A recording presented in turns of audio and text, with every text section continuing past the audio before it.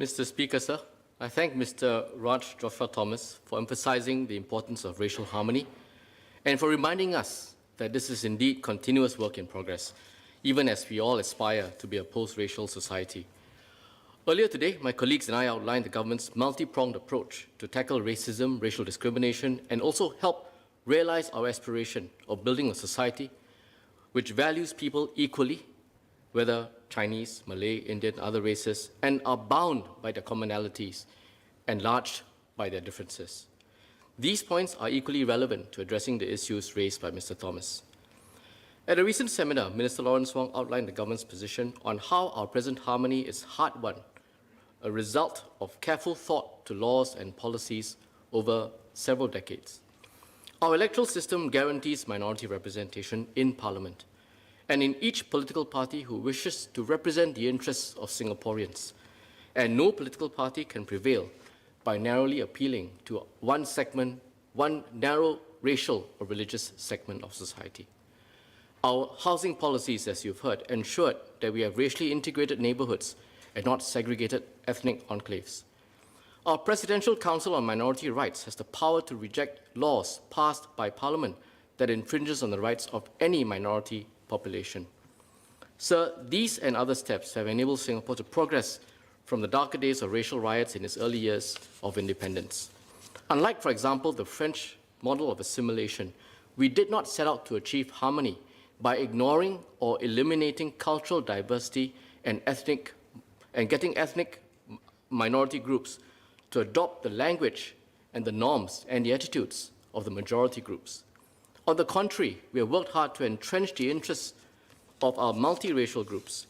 The Constitution itself sets out basic obligations on the part of the government to care for the interests of racial and religious minorities. We have long recognized the need to protect both ethnic communities and also bridge them through a set of common values and common language.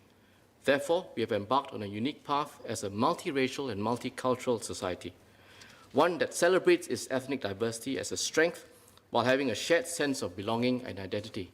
And I dare say, Mr. Speaker, very few societies around the world have succeeded in ensuring its citizens live harmoniously together, let alone one which has as much diversity as we do in Singapore. What we have achieved is something that we can all be very proud of. At the same time, we are not complacent, nor do we presume that what we have achieved is perfect or completed, or that we have achieved a steady post-racial state. Recent incidents, as Mr. Thomas has outlined, of racist behavior that have gone viral remind us that there's nothing natural or nothing preordained about our state of racial harmony. And without due care and attention, constantly, the good progress we have made can be lost very quickly. As Mr. Thomas has suggested, and I agree, this means that we need to work constantly to ensure our racial harmony. We also have to calibrate our laws, as he has suggested, and policies to ensure that they remain relevant and fair. Changing social attitudes mean that every generation will, of course, have to decide its own balance of issues on race and other sensitive issues. So our policies are not set in stone, but must be refined to keep pace with societal changes, keeping the overarching raison d'etre as the focus. And I thank Mr. Thomas for the suggestions that he has made to calibrate some of our policies. My ministry, together with other ministries, will study them carefully. However, as he has pointed out, the core, the essence of our policies continue to remain relevant today. As we review our policies, we will engage multiple stakeholders, some of whom may well have conflicting views. We will endeavor to seek consensus on the changes that we choose to undertake so that policy change and policy shifts can unite and not divide us. At the same time, we must also be conscious that what might work in other countries, in other societies, in other jurisdictions, might not work in the same way, as our own context will be different, and we must always remain sensitive to local realities and our own lived experiences. Shifts in our policy position will also not come about because of populist sentiments or from who shouts the loudest. But you can be assured, Mr. Speaker, that at the heart of it, the government will always seek to preserve our hard-earned multiracial harmony. Let me elaborate. First, on strengthening our community networks and institutions, Mr. Thomas has emphasized the need to continually reach out and engage the diverse groups in our society. We will continue to do so, with the support of community partners, to actively promote opportunities to build bonds of trust between races. At the national level, I chair the National Steering Committee on Racial and Religious Harmony, or NSC, to build close relationships between government and our ethnic community leaders and also APEC's religious leaders. We also have the National Integration Council, NIC, to integrate new citizens who may be ethnically similar to us, but may come from very different contexts and different cultural backgrounds.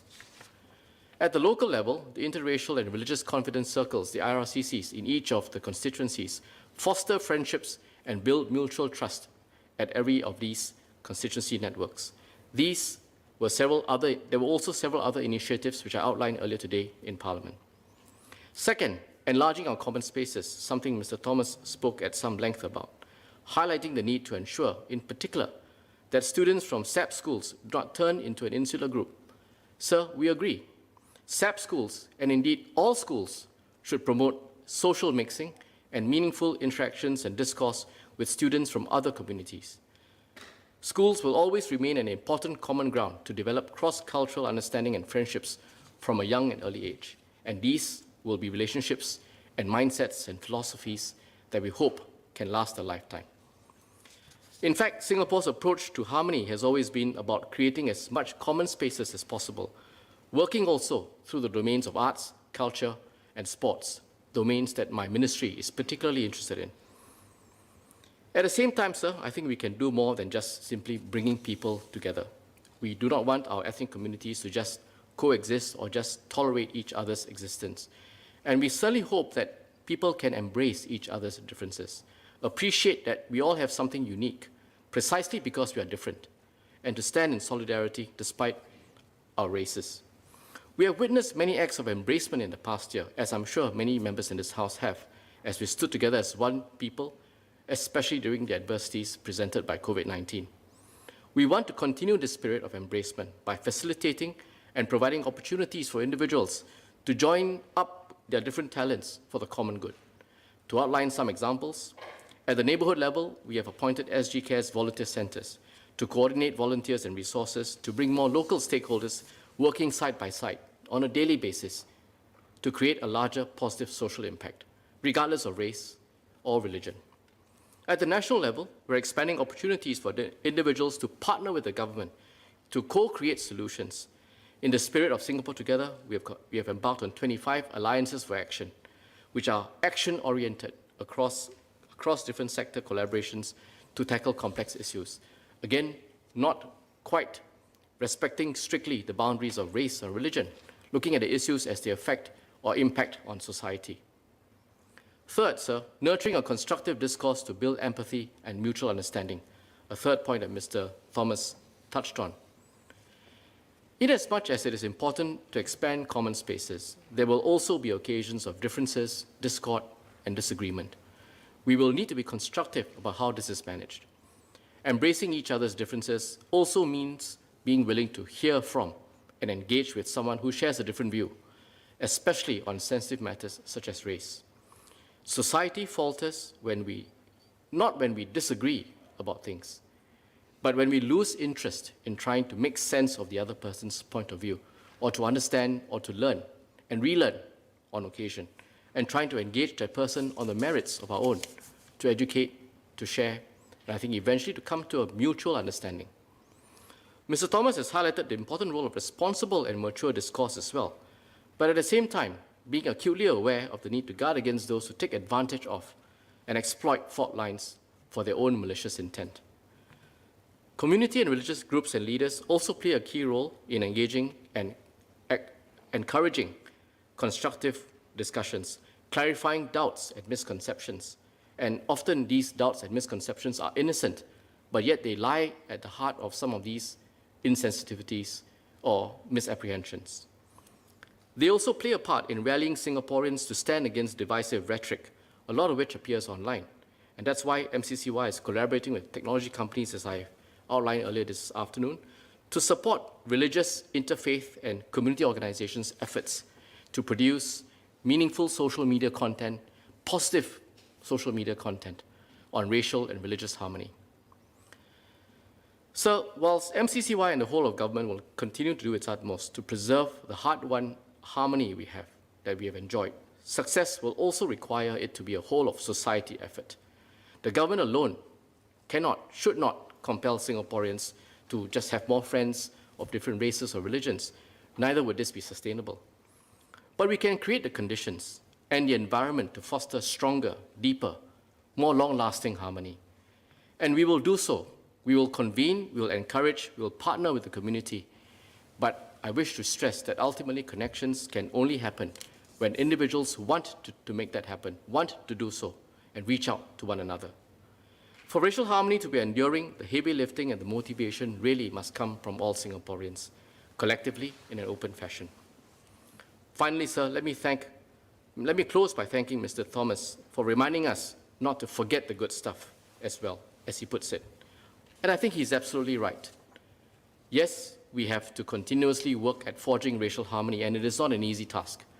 It is a constant work in progress, and we must take nothing for granted. But we are also different from so many others in the world with what we already have. We have a guarantee of equality for all races, a racial diversity and harmony which has benefited from a system earlier generations of our leaders have set up with wisdom and with foresight, precisely to ensure that we do not fall into the difficulties that other racially diverse communities might have with social mixing, integration, harmony. It is really so difficult for many societies to do this well, let alone a racially diverse society like ours. But we made a conscious choice that this is what our country will stand for on the very day of our independence, and have worked hard at it ever since. So, sir, let's not throw out what has worked well for us over the decades, a system which structurally delivers integration outcomes to foster better multiracial and multi-religious relations.